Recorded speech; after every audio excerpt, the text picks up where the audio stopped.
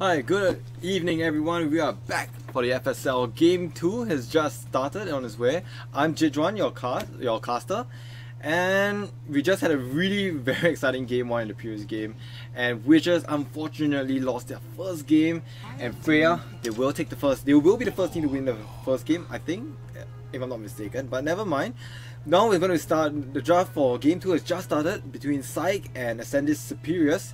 So let's jump straight into it. So already, first phase of the draft, we're already seeing some of the common bands like Sand King already being taken out. Oracle, no surprise there, being kicked out already in the first phase of the game. Grimstroke, Magnus. Okay, yeah, Magnus. Honestly, I'm starting to understand why Magnus is being kicked out or like being banned. It's more or less because of nowadays you're seeing a lot of strength costs being played out as a position 1. Heroes such as Sven who is actually really strong, and I don't see a bad point as to why you wouldn't want to amplify on the cleave. Warlock. Alright, Warlock first pick into Dark Widow and Shadow Shaman. Alright, the Beast, the Bat, the Balanar, the Night Stalker has returned in the first phase of the draft. Already being revealed, we see a Night Stalker. Will it be played as position 1, position 3, position 4? I have no clue. But I think nowadays most of the Night Stalkers that we see is usually being played in the off lane. And yeah, Night Stalker is actually extremely strong against all these kind of fragile supports like Dark Widow, when she really has to rely on her one escape spell. Yeah, Night Stalker can easily just run her down with that silence, it's just annoying. Overall, Night Stalker is just one annoying hero. Like, sure, people may pick it just for the sake of his the amount of vision is able to provide to the map, but Night Stalker overall is just so incredibly strong. It's tanky, it's able to just run at people, soak up spells, and personally, I feel like it's one of the most aggressive one of the most aggressive strength heroes. I may dare say, like, sure, Bristleback may be a pain in the ass, literally, but I don't think it will be as aggressive. I don't think you can exactly run at people as fast as this Night Stalker. With the silence and the vision that it provides, Night Stalker is just insanely scary. Now, one thing which I find is quite surprising is that even now in the pro scene, such as maybe even Secret against OG, we still see people picking or actually banning away Pangolier. Like, even though Pangolier receiving those huge nerfs to the Lucky Shot, whereas now no longer able to cast silence anymore, but just the disarm. And if I'm not mistaken, they actually reduced the chance to 17%, but who knows? In Dota 2, 17% basically means 100%, so yeah, it's buff or nerf. It's up to you to decide. Ursa being banned out by Ascende Superius. Ursa. Okay, with Ursa being banned out, he still might look towards the Shadow. Honestly, I wouldn't be too surprised if Sven comes up. Sven is just awfully common nowadays. You see it every game. Sven, Juggernaut, Lifestealer. I guess these 3 calls are more or less rather common at this point of time. I mean, like I said, they're more or less a very self-sustaining carries where they don't really have to depend so much onto their supports compared to heroes like maybe Drow Ranger. What other glass cannons out there? Drow Ranger, I guess. Troll Warlord is more or less there. I'll put Troll Warlord in the maybe section. Centaur. Ascende Superius, picking up the Centaur Warrunner. Something tanky, and I guess it makes sense. With the Stampede, you're able to run away from Warlocks. What's his third skill called? Oh man, Upheaval, yeah. With the Stampede, you're able to escape from the upheaval, and if Night Stalkers ever happens to chase you down, Stampede is always an option for you to get out of that fight. And not to mention repositioning. With the Stampede and with Dark Willow, it's gonna be the amount of crowd control that Ascende Superius is able to dish out is definitely in favor of them.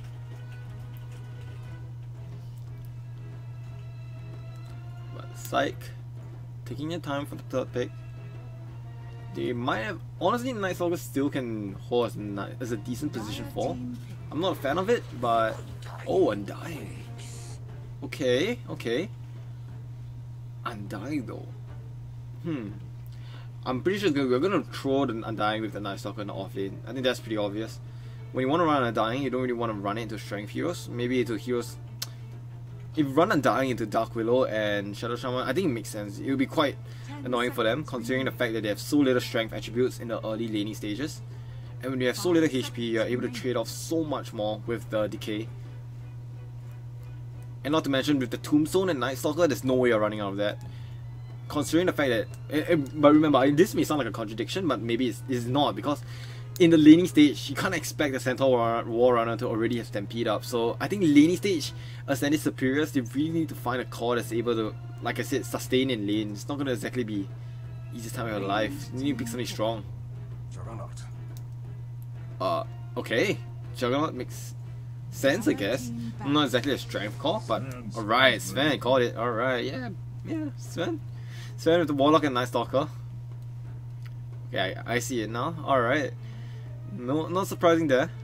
I think more or less they wanted to pick out this Juggernaut is such that they don't want Centaur War Runner to they don't really want the Centaur to be run down over, because a common counter to Centaur is actually, like I said, it's the Ursa. They banned out the Ursa. They actually counter. I'm not so sure. You know the ban pick thing? Yeah, they actually picked up the Juggernaut such that Centaur won't really get countered. So I guess overall, Ascende Superius, they're really paying a lot of attention for their offlane. But then again, Centaur War Runner is one of those heroes that if it's left alone for too long, can end up demolishing all the towers all the way to a tier 3. Puck? Okay. Interesting. I mean, Puck kind of ties it all up for PsyQ's draft. Like, it's really early game oriented. Like, it's really fast team fight. If you get the coil up, you get initiation from the Puck. Sven and Undying is able to clean up or like actually fight those heroes in the coil, whereas Night Stalker will hope. I think Night Stalker's goal is just to basically provide vision for that initiation from Puck, and more or less, catch off any stray heroes that are out there. So PsyQ, I guess more or less they have. But one thing they really lack though is more or less the pushing abilities. Like if you really want to go for that Sven, honestly I would have preferred that Omni Knight much more than that Undying pick. Omni Knight just prefers, I don't know, just benefits a hero so much more. Not to mention that his second skill now actually buffs up your strength and gives out 50% status resistance. And if you pair it with Sven on God Strength, the strength actually stacks with each other, which just makes the hero so incredibly strong. I mean, a lot of teams are actually practicing this.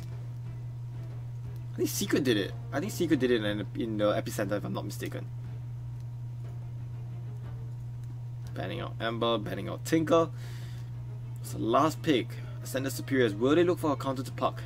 Templar Assassin is still in the pool, but will you really want to run Temp TA into Night Stalker and Warlock though? Will it be the right pick? Frankly speaking, I think it's okay. TA or Kunkka. Damn, if only I said Kunkka earlier, it would have been a really nice prediction. But yeah, Kunkka kind of fits it all up. I mean, Kunkka, like, sure, you can say that Puck may be able to dodge out the spells, but Puck just doesn't have the HP sustainability to last against this Kunkka. Like, you don't really see, like, you see how Sumiya really builds against Kunkka, or a lot of players play into Klings or Kunkkas. They actually build armor, but Puck is not one of those heroes that really builds into a Basilius or into a Medallion or whatsoever. So I think Kunkka lanes fairly well against the Puck. Yeah, I think Kunkka with the bolt buff is definitely going to sustain against that heavy team fight that we've actually just discussed earlier on about Undying and Night Stalker being just so damn scary. And Kunkka kind of saves up the supports as well and gives Juggernaut that extra HP. Like with the spell immunity from the Blade Fury and the bolt buff, you're going to be fairly tanky. Actually, you're going to be extremely tanky. What am I saying? But into Sven. At this point of time, Ascende Superius, do they have the disables to kite around the Sven or not? And whether or not Sven will actually farm faster. Because the thing about Sven, why it's so popular now, is because I think strength heroes at this point of time is just has this overall buff in terms of movement speed.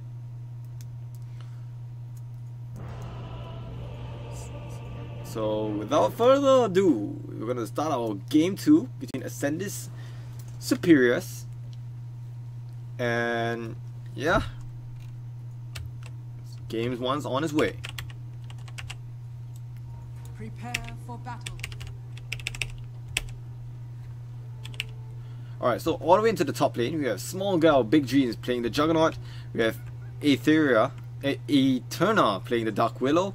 Moving down into the mid lane, we also have Kunkka being played by something quiet. Oh man, my Chinese. Okay, this is embarrassing. I don't really want to flex off my Chinese at this time. Haku will be playing the Centaur Warrunner in the bottom lane, hand in hand with Taka Moruchi playing the Shadow Shaman. And all the way down for the Radiant, we have Mingdots playing the Sven, Warlock being played by Mikey. Mid lane, we'll have Puck being played by Mahina. And all the way moving up to the top lane, we have Night Stalker being played by Kakyusu and Kakaisu.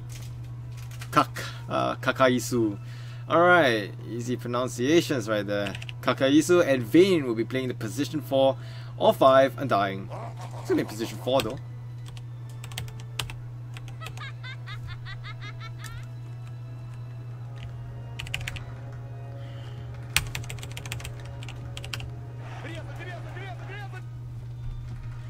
Banging the drum, Mikey, Mingdots. Hope we will knock it down. Snatching the runes, it will be 2 for 2. Vayne will snag up the other one.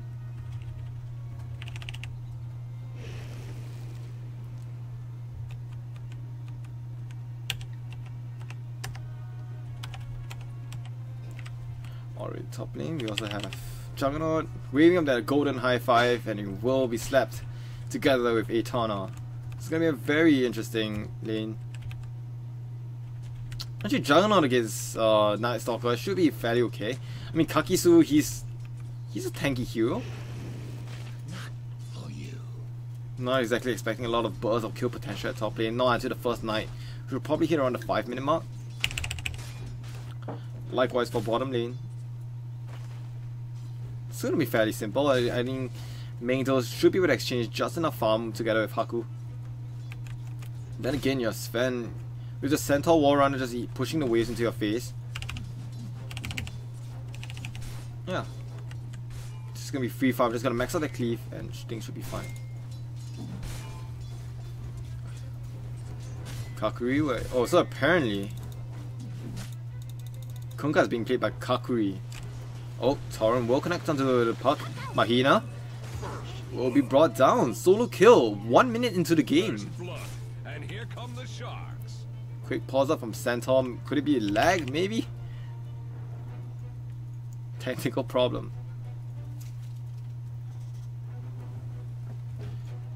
This point of time, I think more or less in terms of favorite draft, I personally would still vote against Ascende Superius versus PsyQ. I don't know. I think PsyQ's draft, at this point of time, they're still missing a little bit. Okay, PsyQ's draft, they look fairly strong. I mean, like, I really like the Puck pick, but okay, Puck as the last pick seems to kind of ties it all up. But when it comes to Ascende Superior's draft, it seems just that they're just too damn tanky. I don't know if that the burst damage actually bring them down. Like, sure, you have Night Stalker, Puck for the control, and Warlock, you have the golems available, but I don't know if it's gonna be enough.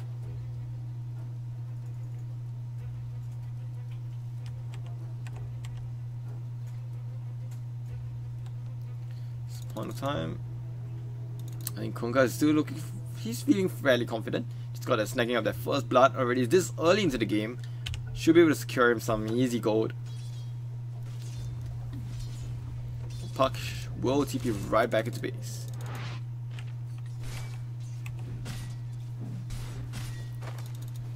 Mingos taking a little bit of damage from the shackles. Oh, from the zap from Shadow Shaman. Aftershock.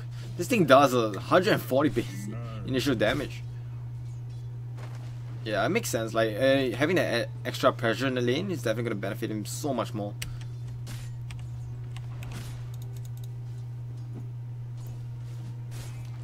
Back in middle lane, I mean, Puck is still faring rather well. Like, in terms of last hits, okay, maybe not last hits, but in terms of experience, both of them are still sitting at level 3. Despite feeding off their first blood. Step lively now. Juggernaut, always so serious. Mingos taking a lot of damage at bottom lane.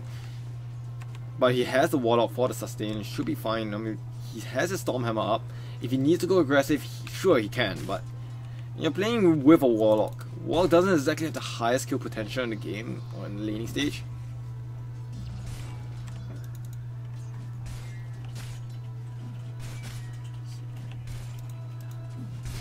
Top lane, Vayne. I think, yeah, that's the thing about PsyQ's draft. They need to play this early game well, but at this point of time, it feels like they're still going a little bit too passive. Spin will come up from Small Gal, Big Dream. Spin will connect to Kakisu. The root is there, but it's just not going to be enough. Tombstone already up, but it's going to be free gold for the Juggernaut. Eterna. Will escape into the trees. A small gal, big dream. Not exactly having a lot of last hits though. It's 10 to 2. Absolutely perfect.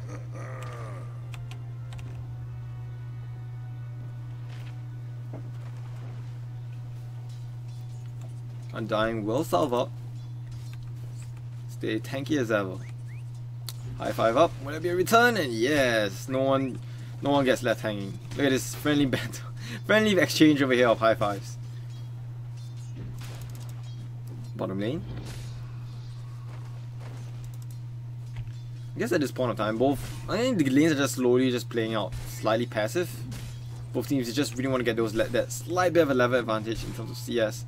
But so far, Ascende Superius is still looking extremely strong. Like in the early game, I guess they'll have an advantage in last hits. Like so much better than in terms of mid lane though. Spark is not doing well at all.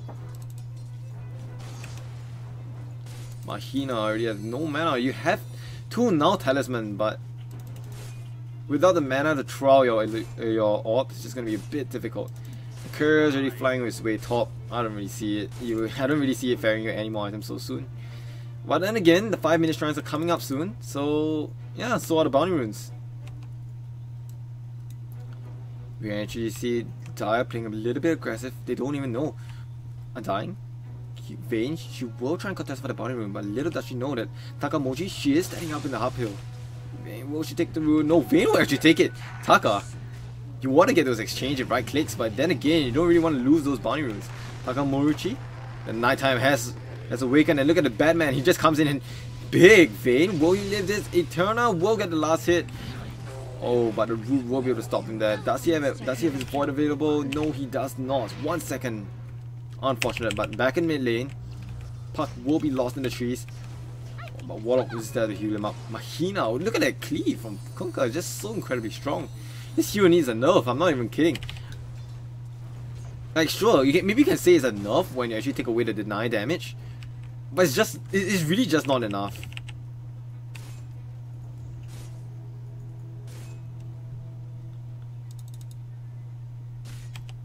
Takamochi still at the bottom lane, trying to snag up as much as he can, ensuring that this Centaur gets that early hit start. Ping's already coming out. The wall scouted him. Sven's Mingdos, he actually sees the Shadow Shaman. Takamochi making that slight rotation mid lane. Mahina doesn't see it, doesn't have the mana to escape. Pings are coming out. Would it go for him? Takamochi, he is there to hold him down with the shackle, and the bolt will connect, and Puck will die for the second time. Instant pings out. Pings are coming out. Top lane. It is nighttime. But Dire, they're getting slightly aggressive. Small girl, big dream. Does she have the dream to spin? No, she does not, as she is getting silenced up and chased down by Vayne and the Batman. Wow, look at this dive. Kakaisu just going in deep. Eterna. Would that be the finish off? The decay will finish her off. Double kill for Undying. It's a good trade. 3 for 3. Double kill. This is already a double kill this early into the game. Alright. Bottom lane. Sven. Maybe in a little bit of trouble here. Haku already standing quite strong. Picking that Centaur War Runner into the Sven. Lots of expectations for this brown Centaur. The Centaur.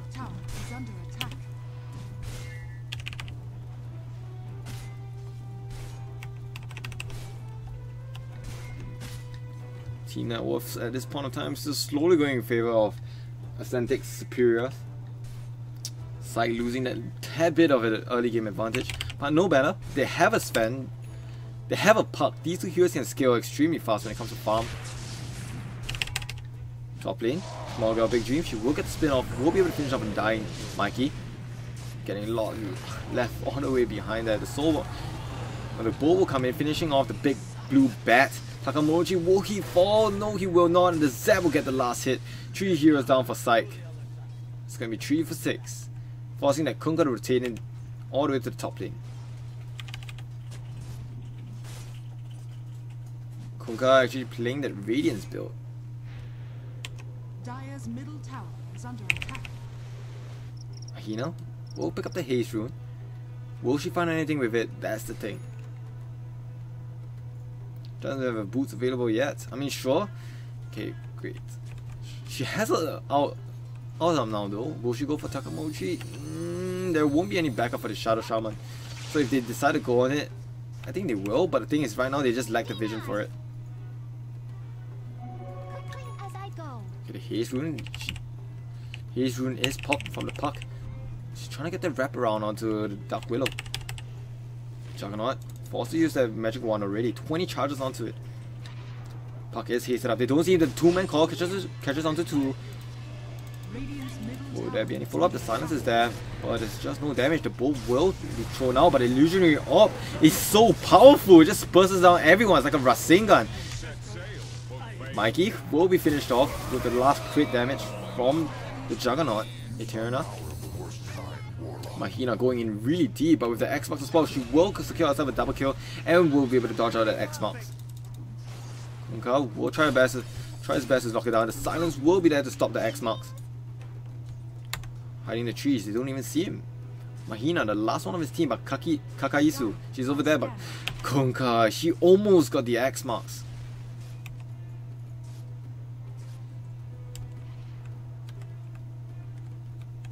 It's still nighttime. It's still 10 seconds to nighttime, and the runes are slowly starting to come up. Eterna will get one, and it looks like the rest of them is kind of forgotten about it. Vayne will make her way down to the bottom rune, but Dark Willow will be able to fetch it up.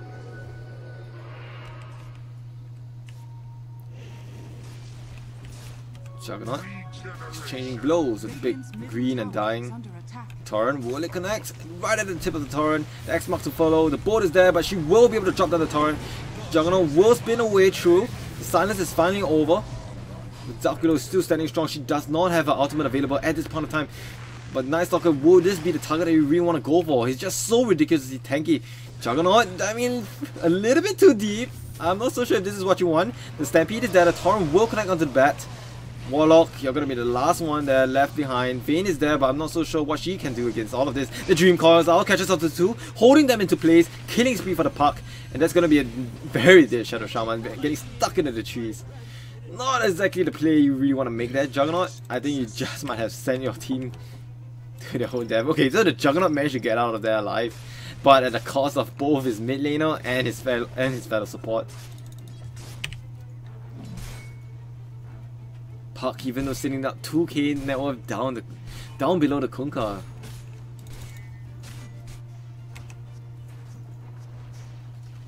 Still slowly trying her best to catch up.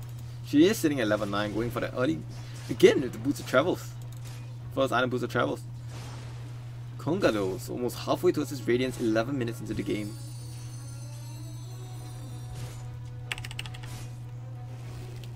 Juggernaut, not exactly. Okay, I think Juggernaut's doing okay at this point of time, rushing in for the drums, which will really allow this hero to actually get that kill potential with the additional points in movement speed. I guess so, and attack speed not to mention. Which is, I think overall drums is just a great item on Juggernaut. It gives you attack speed, it gives you movement speed. I don't see why not. Alright, a little bit of TP rotations coming in already. Vayne will throw out the decay. Kakisu, she does not have the ult available. Dark Ascension. The rules will be called out, but it looks like it's just going to be a call for retreat for the Dire. So far, the game still feels fairly even. Kunka is farming his way to his Radiance. I guess that's the power spike that that Ascending Superius are actually really looking forward towards. Once Kuka has this Radiance, it's definitely going to allow Sven. I mean, Puck doesn't exactly. Same issue with Puck, it's just that she doesn't have a lot of HP. Like, sure, you may be a very nimble hero, but when you eat those spells, it's really gonna be extremely heavy. Vayne throwing out the Tombstone. The fear will be there to connect. X-Marks will be able to follow up to 1, but the rest of PsyQ is there to respond. The golems are available. It will connect to 3. God Strength being forced out. The Omni Slash will be there, but it's not going to do a lot of damage. Sven, Ming, those will be the cleanup crew, finishing off everyone hit by hit, 1 by 1. 2 down already on the side of Ascending Superius. The golem is there, but the golem will be able to finish off the Kunkka. 3 heroes down on the Dire. 1,300 gold advantage. Radiant's bottom tower is under attack. And PsyQ slowly making their way back up. Radiant's bottom tower is under attack. Dire's top tower is under attack. Bottom lane. Dire's Centaur is just, like I said, the same issue. This guy still has tangles, man. It's 13 minutes into the game. This pony still has the tangles. Left alone, left untouched. She's just gonna take down every single tower one by one. bottom tower is Ah, under attack. Centaur things. Top lane. Night Stalker, it's not nighttime. You can't play this aggressive, man. The cleave is there and should be able to die. Eterna will be able to take out the last hit. Yeah, I guess there's a little bit of a mispositioning. Step lively now. Your admiral is Do not fret, it's still 10-10. The game is actually still neck and neck with one another. In terms of vision, I still feel that PsyQ, they're only playing around 1 observer ward. Bottom lane. Radiant's middle tower is under Pings are already coming out. They do manage to scout out the small gal, big dream, the Juggernaut. Some trade is going on there by Ming Dotes. She's over there, but she does have the TP available. And she will TP back to base. Oh, she TP's down to the mid lane, snag up a little bit more farm. But likewise, it's finally night time. And this is the part where PsyQ really wants to go a little bit more aggressive. They want to be able to take down those tier 1s and invade into the jungle. Do the same strategy that the previous teams have been doing all along. Dire's bottom tower. Pushing the waves, taking those tier 1s and securing the objectives. 3 heroes up at top lane. Sakamochi. He does manage to scout out the observer ward. But Mikey, without that golem, she won't be that confident exactly. Won't be that confident to go in. 10 seconds down to that golem.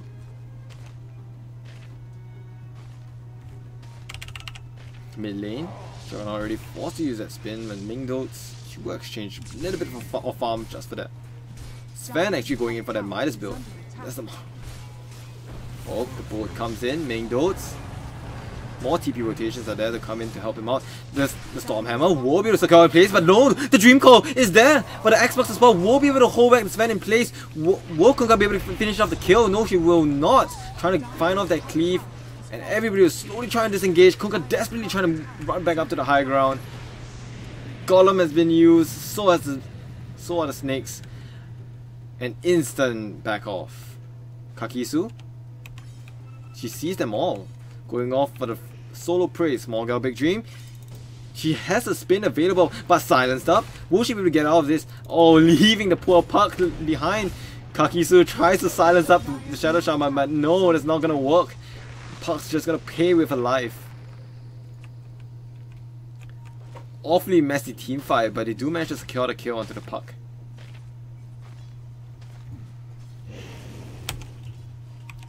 Oh, the ping's already coming out. Kunkka trying to latch on that torrent. Baiting it out. Will miss. Vayne. The bolt with the axe. The axe does connect. Warlock doesn't have anything to respond. The golems are still on cooldown. Kunkka trying to get out of that silence so you can throw out a second torrent. Radiant's middle tower Dark is Willow. under attack. Takamochi will be able to lock down the Night Stalker in place. Follow up with the torrent, but will they have the burst damage? This guy is just so damn tanky. Vayne just walking down all the way up to the uphill, so confident. Kunkka stands no chance. Eterna Will she be able to get the last hit onto Kakisu? He will try and run desperately out to safety. The Stormhammer will be there to lock him into place. Night Stalker will be healed up. He will be able to live through all of that. Takamorichi will be scouted out by Puck. Kakaisu slowly chases him down. There's no way you're surviving from this. Unfortunate. But Psych, they'll be able to take 3 heroes down in return. This is going to be the second fight in a row where they're actually taking a 1k gold net worth lead.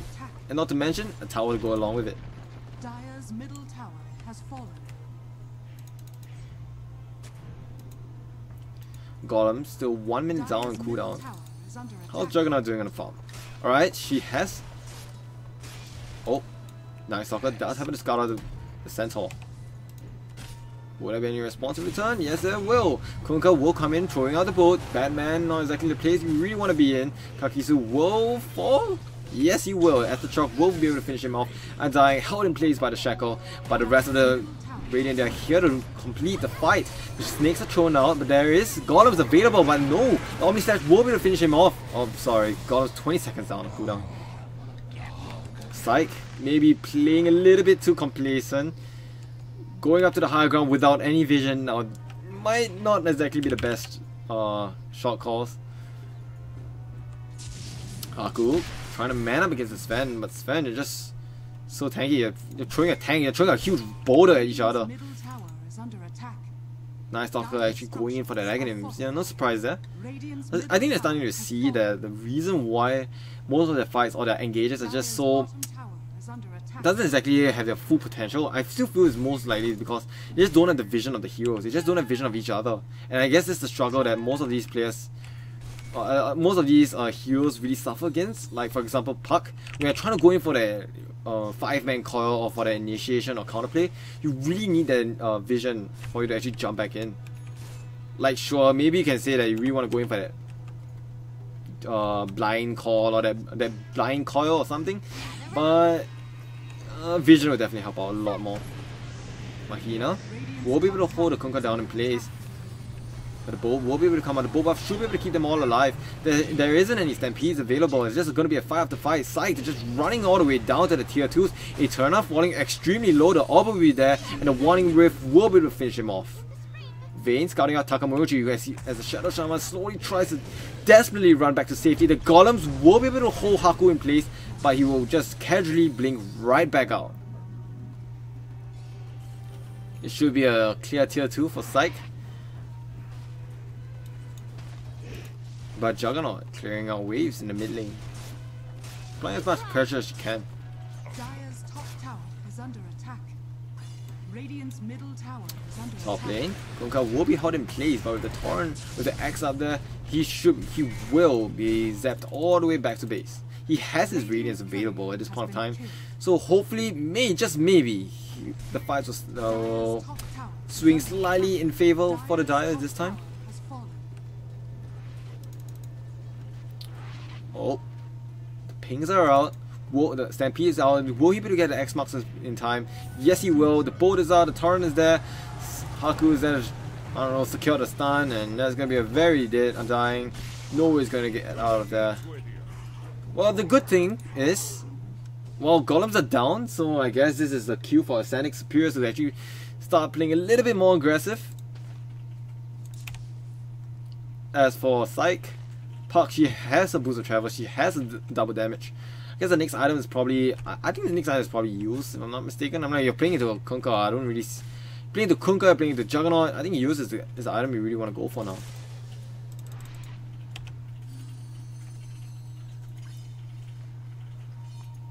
Juggernaut has that Manta queued up.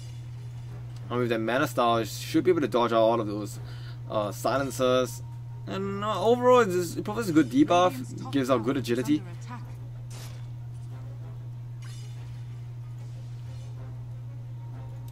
Top lane. Tier 1 will go down. Radiant's top tower has fallen. But the rest of the Radiant, they will just swing back down to the jungle and get as much farm as they can get. At this point of time, I don't really see any huge power spikes at the moment for Sven. He's not exactly going for his dagger at the moment. He's just completed Sun and Yasha. I mean, BKB is a good choice. You really want to bulk up a little bit more, so that you can actually stand in the front lines. At this point of time, Sven is actually playing. He's just playing two roles. He's being the tank. He's being the damage dealer. Yeah, he needs that BKB. Whoa, Puck actually deciding to go for the Aeon Disc instead, I guess. Dire's bottom tower is Wait, under attack. Aeon Disc instead of use. Okay, wait. Let me try and think here. Okay, I get it. Maybe Aeon is because of the burst. Like if you get locked down, you're pretty much done for. Okay, never mind. Mahina decides to go for the Dagon instead. No point in going for any defensive item, just going in full aggression. That's the fighting spirit that they want. Vayne getting scouted out by the scan. Oh, they do have smoke and they are... Alright, Vayne, you're getting caught out again in the Hex boat. Full commitment right there. And you are dead, zombie.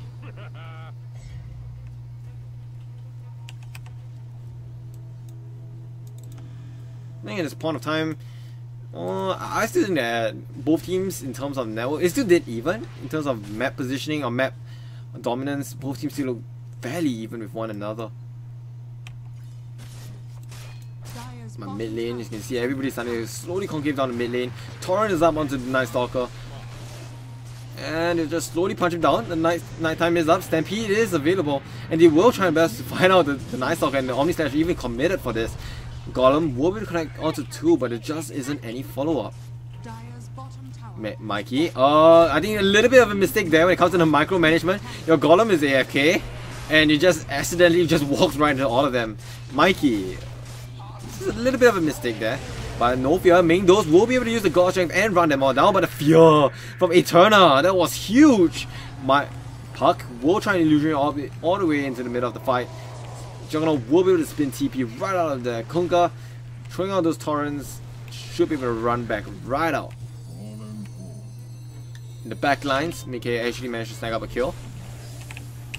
Oh, Puck actually falls prey to Eterna. Mingdos trying to finish them off, punch by punch.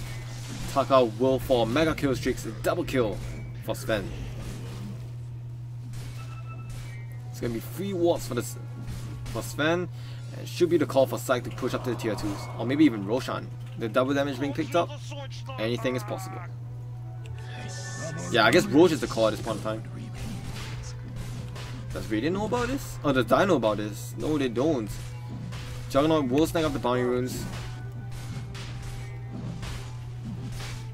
And Mingdos with the double damage should be able to snag up this Roshan. Still has that black 10-second BKB.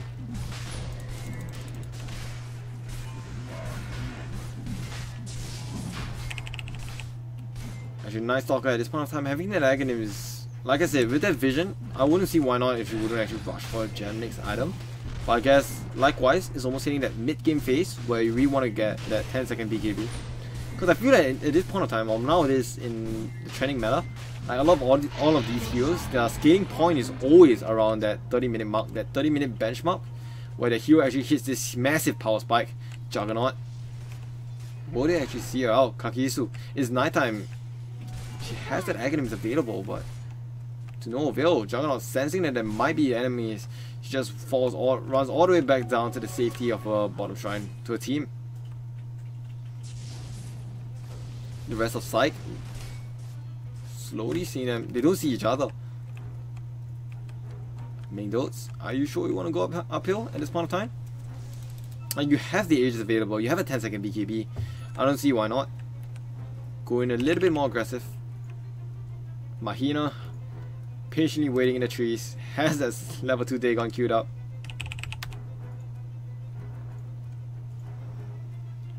I think when it's nighttime, this is the point of time where you really want your Night Stalker to get big.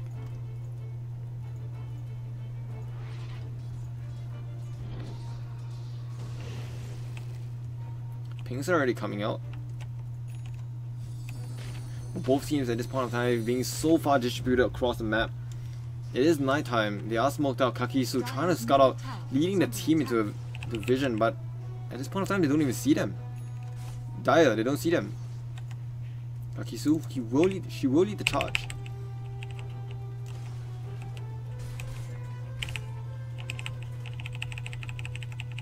Would scout anything out though. bottom tower is under attack. Torrent will be up, but it looks like the whole team of Ascende Superius, they don't really want to defend this tier 1, tier 2. They know this fan has ages, so I guess at this point of time they just want to play it slightly safe.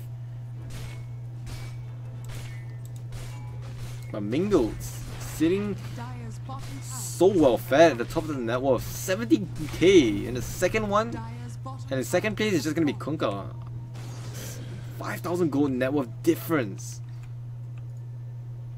Radiant's top tower is under attack. Point of time, actually, I'm dying, getting scouted out already. I'm not so sure if the rest of the team will actually really want to go for this. Vayne, she doesn't see this. Small girl, big dream, Takamoji, she will get the hex onto them dying. It's gonna be a very dead and dying once again. Small girl, big dream will take on the mega kill streak. They're gonna slowly pressure the tower. Warlock at the same time at the bottom river will be able to fall prey to the Dire. It's gonna be 2 heroes down. Is under attack. And Radiant's top tower. Juggernaut will be able to happily spin TP out there.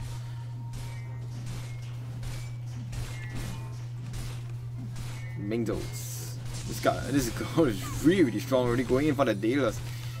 Almost 20k net worth lead. But overall, Steam, even though Sven is well fed, it just seems that the rest of the team is just not doing that well in the net worth. And I can see a Puck that actually only has 10k net worth. The Puck has the same amount of gold as the Centaur Warrunner. I'm still rather conflicted about the Dagon, the choice of going for the Dagon. Like I guess you can say it's justified because of the Shadow Shaman. Like maybe you go for squishy heroes like Juggernaut. Okay, Juggernaut, it wouldn't really classify him as squishy. Like you have high armor, you're open to magical damage, but you have that spin. Yeah, I think Aghanim is the right way to go. I'm still quite surprised about the use though. I think use will actually stop this Kunkka a lot. It will definitely help you out so much more in the team fights. Torrent will throw Mingdos into the air. X marks the spot, followed by the Torrent. But Sven is just so damn strong. Dark Ascension is available, so when it comes to nighttime, Kakisu, he can trigger it anytime. Any point of the game, anytime.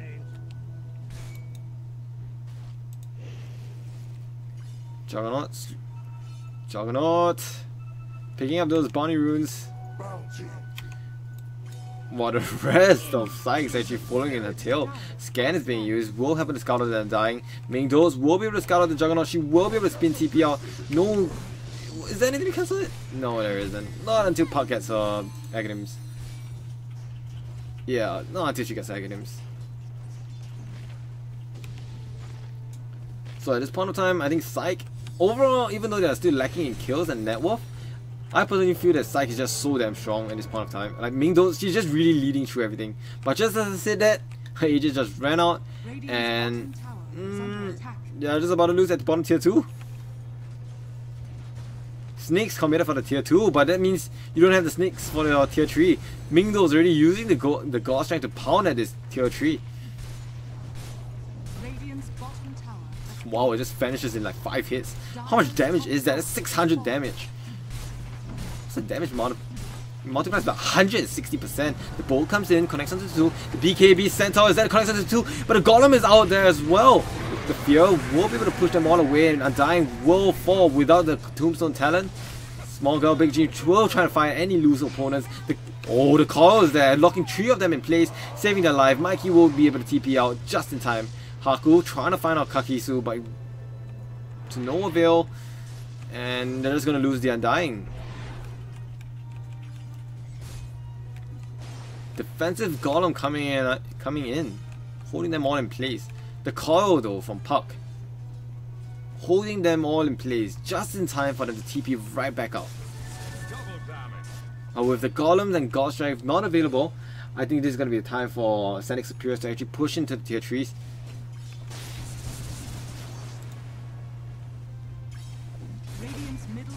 Sanjay and Yasha are actually being built up by the Kunkka. Radiant's middle tower has fallen. Vayne Throwing out the decay, trying to soften up the positioning, trying to soften up the formation that Radiant Ascending structures Superius is are in. fortified. Stormhammer will push them on place. As the rest of Dire will slowly try and make their way up to the high ground. Dire's top In terms of barracks buyback is under status, attack. at this point of time, Sven doesn't even have buybacks. 1k gold away, but she does have the Daedalus. Haku will blink in straight in there aggressively with the BKB up. But Mingdos, she's got strength up. She has that Daedalus trying to cleave away through the entire battlefield. Kunkka will be able to throw out the torrent, but it's not going to be enough to save her. But no, the Glimmer Cape is out.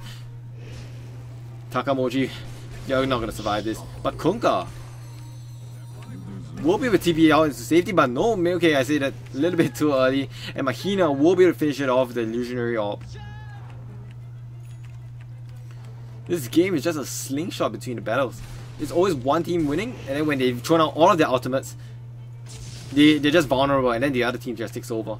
It's always it's really just like a yo-yo. First, Psych has the advantage, then the next thing, Ascending Superius just chosen the golems. Oh, sorry, just chosen the bolt, chosen the stuns. It's just looking so incredibly scary at this point of time. It's gonna be a third tier tree is being torn down by Radiant. Stalker will be able to try and get an upper hand onto the Dark Willow, but with the Glimmer Cape, she will be able to fly off just nice. Just nicely. Butterfly versus a big blue bat. Dream Coil will connect her to the Dark Willow, and that Dagon level 3 will be able to burst her down slightly. Dark Willow will die, but look at Kakisu, she's flying all the way into the base. BKB is up, trying to catch in as many kills as he can, but no, everybody has a BKB, even Takamuruchi has a BKB. Domi Slash will not finish off anyone, but Mingdos, the counterplay of the Golem will be able to hold the Juggernaut in place, and Sven will be able to finish it off. Double kill for the Undying though. Mikey will TP out into safety, but the Golem is still standing strong. The Illusionary Orb will be there to hold, to push them back up slightly. Torn is up, but Mahina will actually jump back in aggressively with the Dagon, getting bursted down instantly. But look at the damage from Haku. That's actually quite a lot of. That's 300 damage, and what? Where did the puck go? I think it was the retaliate. Was it? Yeah, there's no way that puck just fell like that. I think that's the thing. That's the issue when you actually decide to go for that full aggression build. You don't want to. You refuse to go for the U scepter. You refuse to go for any defensive items. I guess you're just gonna pay for that. Haku slowly march away down mid lane. Radiant's courier has been killed. Sven slowly queuing up to that AC. I mean, that reduction in armor is definitely gonna bring the whole team in overall.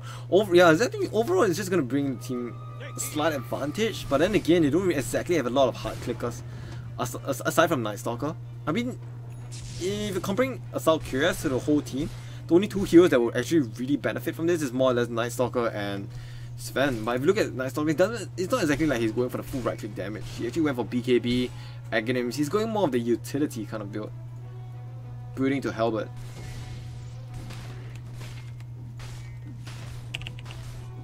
Undying already has the Spirit Vessel up. I think Spirit Vessel overall is just such a strong item. Like, sure, maybe some people might think that the reason why the only time you go for Spirit Vessel is like, oh, just because they have heals, so getting Spirit Vessel will completely nullify that benefit of the heal. But no, actually, because if you actually see, Spirit Vessel actually does percentage of health, percentage of the current health. So basically, the more health you have, the more it's just gonna be more painful for you. Oh, that's simply said.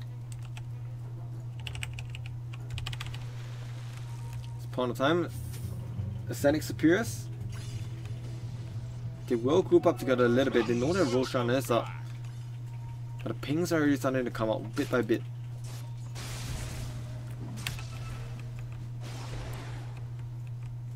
Well, one really smart thing that Puck is actually doing is that Mahina, she's actually just pushing out the waves, making sure that they don't exactly get pushed in that fast. And as you can see, every time that Mahina pushes the waves, it really forces the rest of Dire to rotate back down.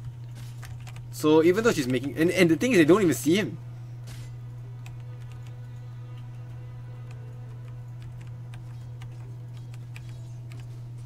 Mahina.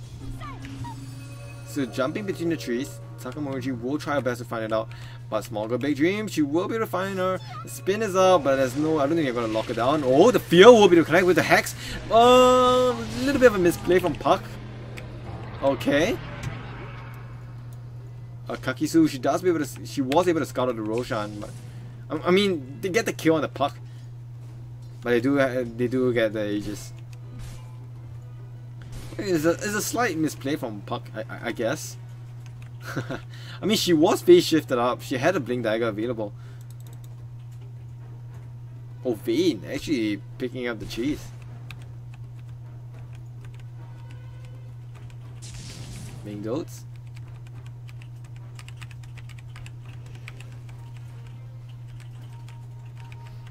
Pings are already coming out. They see him. The wards from Dire actually do scout out the Sven. At this point of time, this Sven is just looking so strong. There's no way he's gonna die in the next coming fight. But just as I said, the Shackle comes up to follow up at the Torrent. It's gonna be a very dead Warlock before I could throw out the Golem. But it does happen to force out a BKB from Haku. Instant buyback from Mahina though.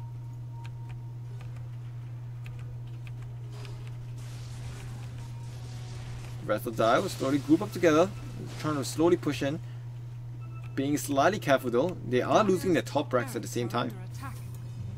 Gonga being forced to TP back, but did she X marks herself, instantly clearing out the wave. But mid lane, the fight comes out, the fear is there. Sven will run back into safety, but just as I said, nah, he did not.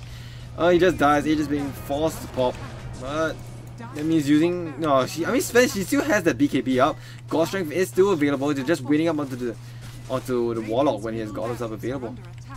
But the Silver Wards, they are tearing at the front doors of the melee racks.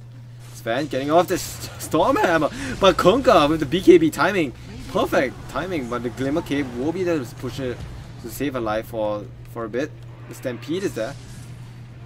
The chase will go on as Kakisu tries her best to find the Tirana. Stormhammer is there to connect, and it's gonna be a very dead Dark Willow. Meanwhile, top lane, Puck was able to escape just by the skin of her teeth.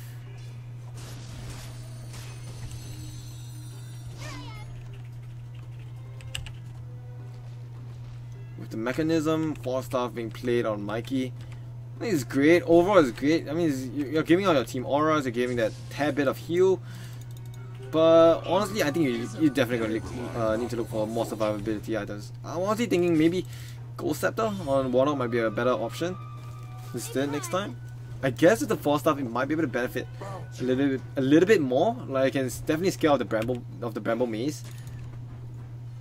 But what I'm surprised about is still the fact that Puck didn't go for the Eagle Scepter. Like, sure, okay, I understand, like, you want to bulk up in the intelligence, maybe?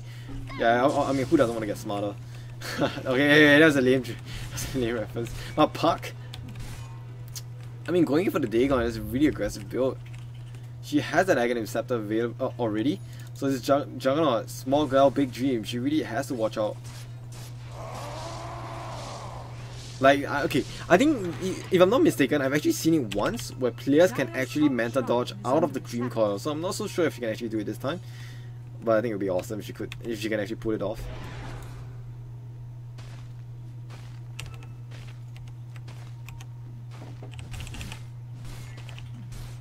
Nice Stalker going off, still clearing up for that helmet.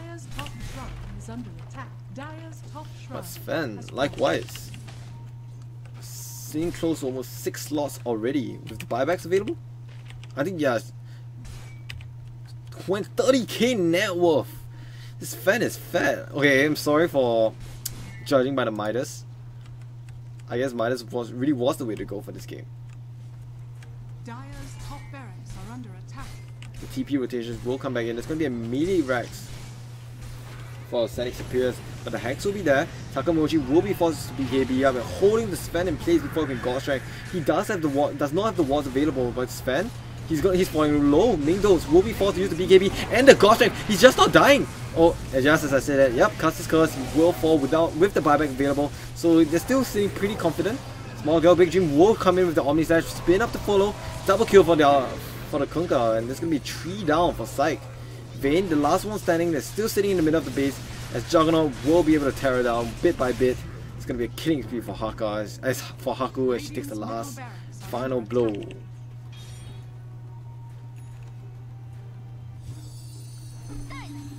Likewise, the pings will slowly start to come out a bit.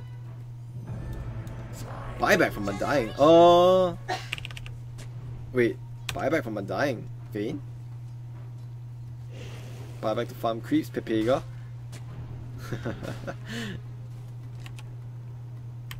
Five heroes already marching down the mid lane as Vayne tries the Soul Survivor. Tries to farm her way through.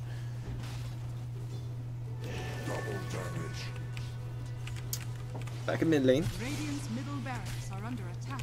They will be able to take out the final range tracks for the middle lane as Darius proceeds to pound at the high grounds at the doors of the Radiant high ground. Sven is still down without any god strength available. The bull will come in right alongside the Axe. This is a dieback for Undying. If he dies here, the Shackle is there to connect. So is the Hex. Buyback from Sven, but I don't think this. I think it's a little bit too late. Sven, Undying is down for 1.5 minutes. Puck is there with the Warning Wave, trying to slow down the ongoing siege from Ascende Superius as the Dire slowly makes their way up to the Radiant side. Diop comes in, Mahina. She does have the coil available. Will she cast it though? Oh no, she does not. 31 seconds available. Kagisu. Oh, will she be able to get the stun off? And yes, she will. Bingdos will be able to finish off the last. Will get the last blow onto the Dark Widow. But one thing they're forgetting is that their base is still under attack. Okay, Haku will be able to snatch up the Haze Rune and will gallop all the way back to the safety. It's gonna be a 1-for-1. Undying's dieback for Dark Willow.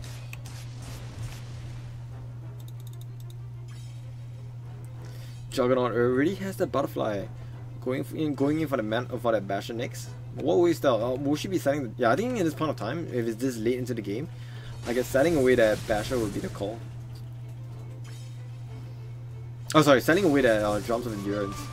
Like, without any charges available, even a small bit of attack speed and movement speed, I think it's, I don't think it will do much in the late game. So it makes more sense. With the Basher, it gives off Pierce, gives off additional damage.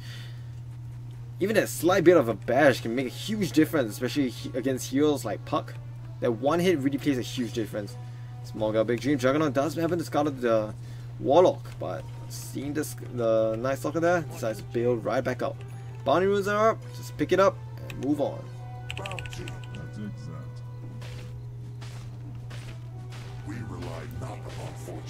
Night Stalker actually changes her item build up. From the Helmet, she's actually going for the bash as well. I mean, with the bash against the spin, why not?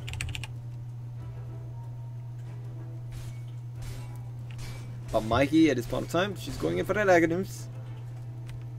Slowly making her way up to those items that she needs. Undying.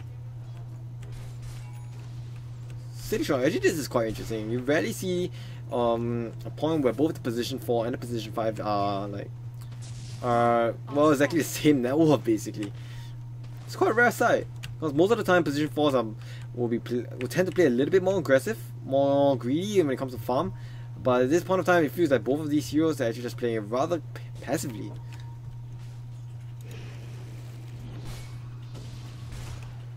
Smoke will come up from PsyQ, make their way into the side of the jungle, hoping to catch someone out.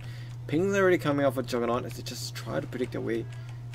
There weren't any vision as Juggernaut, if you play a little bit too aggressive here, would he be able to find out the kills? Mingdos will be able to jump in aggressively, Stormhammer will connect, and it's going to be a very dead Juggernaut. He will try, whoa, Juggernaut's fast with the Stampede. The Dream Coil is there, but little does she know that Puck already has an Aghanim's. The Healing Wall will heal her to place, but it's not going to be enough, as the rest of PsyQ will be able to finish her off. But in exchange, Sven was forced to use up that God Strength. 1.5 minutes down till the next God Strength is up. Yeah, going in with the 40 strength increase for God Strength, I think it's really the way to go.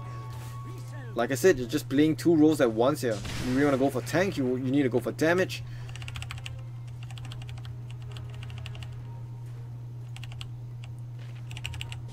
Warlock at this point of time, she still has a golem available. But one thing that Dire really has to take note of at this point of time is such that both Sven and Undying doesn't have any buyback. So if they do happen to get a wipe here, they're going to have a huge advantage.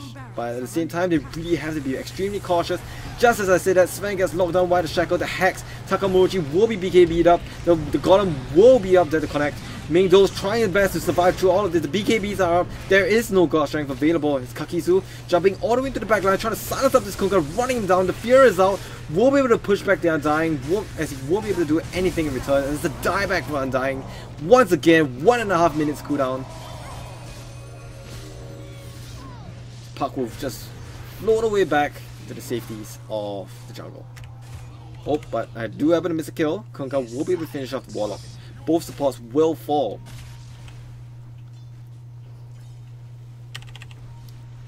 Juggernaut with their Basher. Definitely helping out a lot with their Omni Slash. By this point of time, Centaur Warrior is sitting there comfortably with almost 5,500 HP. This guy's a beast. With the Vanguard, BKB, Hot. This guy's just huge. With the 20 strength, and not to mention the Retaliate Aura. This is extremely scary for sending Superius. So we do have to get the refresher shot. This is going to be a refresher shot for the Kunkka. Kunkka's going to pick it? Wouldn't they give it the Shadow Shaman, maybe? No? Not to Taka? I guess not. P. Well, a girl's gotta do what a girl's gotta do. PP. Indeed. Alright, so it's gonna be a quick toilet break. It's a 50-minute game.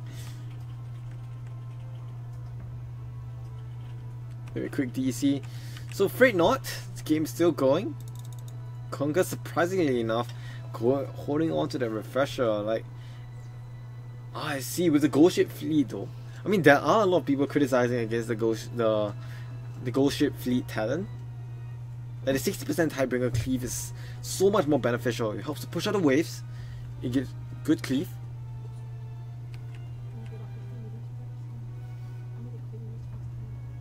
So I guess, yeah, at this point in time, Wizard Sergeant Yasha just provides quite a lot of the status resistance. Not status resistance power stacked on top of the Rum buff. I guess why not? Yeah, I think it's fairly strong. Makes the team, it just makes you so incredibly tanky. But at this point in time, I don't even think that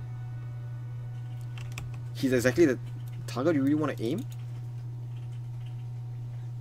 Kakisu, you are going for the Basher, but one thing to note is that when you go for Abyssal or Basher, what you actually lack a lot is actually more or less on your attributes, your stats. Can't really do. I mean, the BKB, sure, you can say you can consider yourself a tanky hero, but I don't know. Personally, I would still prefer going for.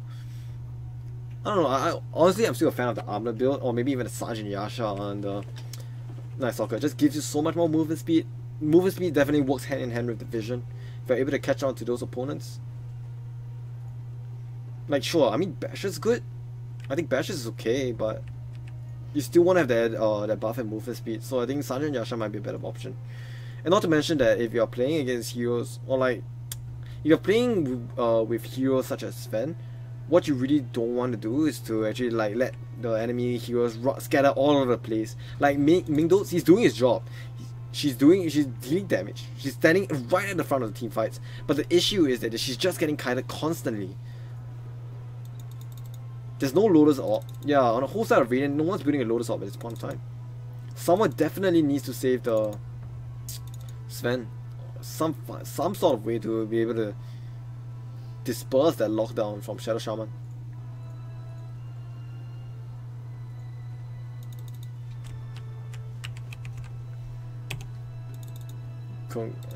Juggernaut, at this point of time, going in for the Skadi. But if you do happen to go for Skadi, what item are you dropping out? Would you rather complete the Mionia, or would you actually go for the Skadi? Like, one thing about Skadi is such that, sure, it's good.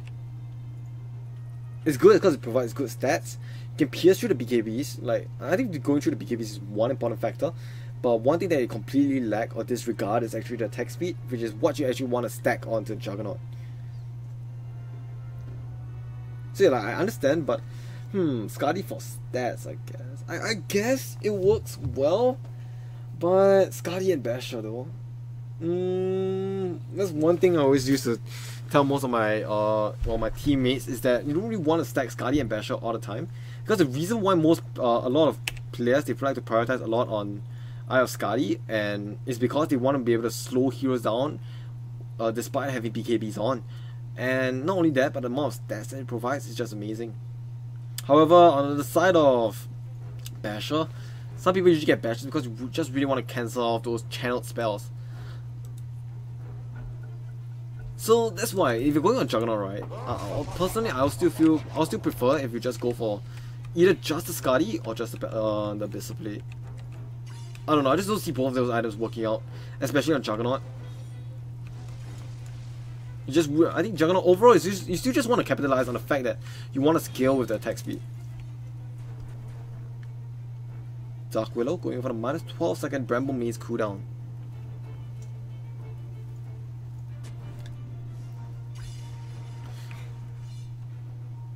Oh, Takamurashi will be leading the charge. Will he see anyone? The pings are coming out, but Psych, they're still just hiding into their. They're still just hiding the base. You don't want to risk anything at this point of time. Without buybacks on Sven, no buyback on dying, you really have to play this game extremely cautious. Only Puck, Night Stalker, and Warlock has the buyback, but yeah. Mahina is getting that BKB. 9 seconds. 9 seconds on the BKB. But overall, it's gonna be a long and tedious 1 hour game. Instead of going for the Dagon, she actually has the refresher being queued up. What's surprising is that Sven, at this point of time, would you really go for the Aghanims? I mean, the Aghanims on Sven just gives your team an overall boost, but going in for Moonshot, I guess it works well, especially since you want to get as many hits as you want. But likewise, I think overall onto the side of Radiant, what they're still lacking is more or less like maybe a Lotus. Okay, yeah, just as I said that, yeah, Night Stalker's going in for that Lotus. Oh, yeah, yep, Kakisu, you read my mind. Good job. Going in for the Lotus Orb already, but Mikey, she's still making her way to her Aghanims, step by step. But the rest of the team, the rest of Dia will be able to march right in. Takamurachi will be forced to use their refresher shot already, as the rest of the walls will tear through the barracks. There's nothing that Psy can do but watching the horror as the last Rex gets torn apart by the wards. Sven Mingdo just jumps in right into the back of the lines, trying to finish off as many heroes as he can, but no, the Golem is there, trying to hold them down in place, but to no avail. The Dream Coil is out, Puck will be stunned up in place, Mahima will be able to finish it off with the dagger, with the Dagon, and Shadow Shaman, she will be able to fall back, all the way back to safety. And although the base has been successfully defended, it's gonna be mega creeps. Oh, Takamurachi will be able to scout out the Puck, holding her in place with the shackle. But Juggernaut, look at that crit, look at that damage as Juggernaut just tears through this Puck. There's nothing she could do. But she does have buyback available at this point of time. 369 goals being sung over to Dark Willows. No, Dark Willow actually dies. 369 gold will fall to the side of the Dire, as the Ascending Superius will gain the superior lead.